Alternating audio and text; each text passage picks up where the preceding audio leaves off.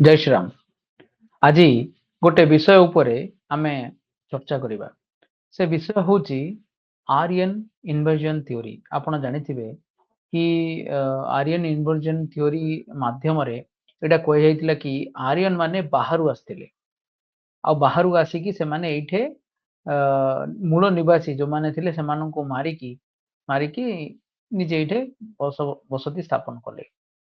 जो ये जो थ्योरी गढ़ा ହେଇଥିଲା आर्यन द्राविडियन आउ जो माने कि बाहर आसी बाहर आसिचंती बा से माने आजिकल रो सेमानकु सवर्ण बा ब्राह्मण माने को हिसाब रे भी आपण कहि परिबे कि मनोवादी बहुत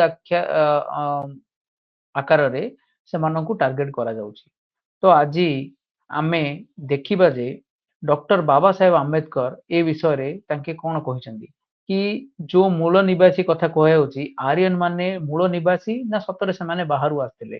तो आज से ऊपर किछि आमे मु बाबा साहेब आंबेडकर किछि बुक को रेफर करिवि जोथरे कि आपण माने देखिबे जे सेठरे कोन लेखा हैछि। ओके, प्रथमे मो स्क्रीन शेयर करछि आपण देखंतु।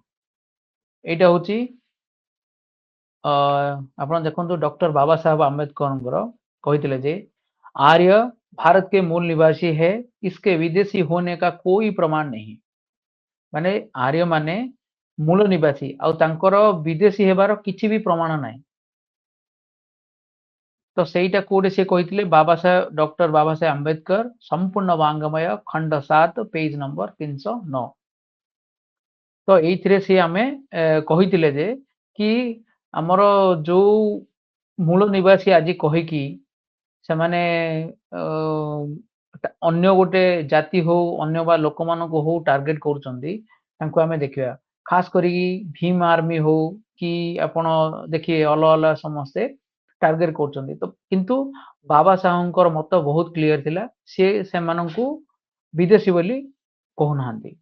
ତ ଆମେ ଏ ଯୋଉ ପେଜଟା ସତ ହେଇପାରେ କି ମିଛ ହେଇପାରେ, ଠିକ ଅଛି।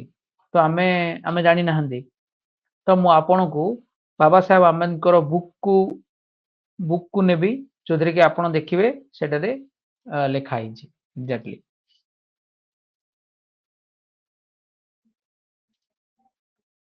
तो एटा होची बाबा साहेब आंबेडकर बुक हला। एटा होची बाबा साहेब आंबेडकर बुक जोटे कि देखंतु एठे पेज नंबर हमर केते अछि, पेज नंबर 309 देखंतु एटा 310 एटा 309 आउ एटा आपण देखि दियंतु डॉक्टर बाबा साहेब आंबेडकर संपूर्ण वांगमय खंड 7 ओके 7 एटा पूरा लिखा है क्रांति तथा क्रांतिकृति बुद्ध अथवा कार्ल मार्क्स। एटा बाबा डॉक्टर बाबा साहेब आंबेडकर बुकटा हला। तो ये जो बही रे जोड़ा लिखा है कि कौन लिखा है पूरा पढ़िया देखंतु। यह सोचना भी गलत है कि आर्य आक्रमणकारियों ने शूद्रों पर विजय प्राप्त की। पहली बात तो यह है कि इस बात का कोई प्रमाण नहीं मिलता कि आर्य भारत में बाहर से आए और उन्होंने यहाँ के निवासियों पर आक्रमण किया था। इस बात की पुष्टि के लिए प्रचुर प्रमाण है कि आर्य भारत के मूल निवासी थे।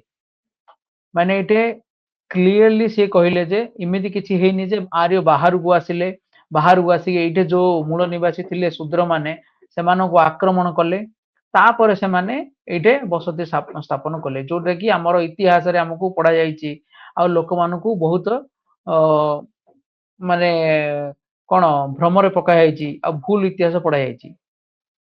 तो ए जिंसडा हमर एनसीईआरटी हो कि जो बुक रे लिखा है एगुड़ा को एटलिस्ट बाबा साहब को आंबेडकर को तो आम समस्ते बहुत महान बोली भावुचंदी तांकर ए जो कथा गुड़ाक कहीं आम आडप्ट करना। तो आमको भाविया पड़ो कि ये जो जहाँ भी घटी एगुड़ाक संपूर्ण मिथ्या। तो आपण आज देखिले कि मु पूरा प्रमाण सहित देखैली जे आर्य इन्वेजन थ्योरी उपरे जदि आपणकर किछि या उपरे मत अछि बा आउ किछि आपण नुआ तथ्य देबाकू चाहुचंदी ताहेले हम कमेंट बॉक्स रे निश्चय लिखिबे। जय श्री राम, जय जगन्नाथ।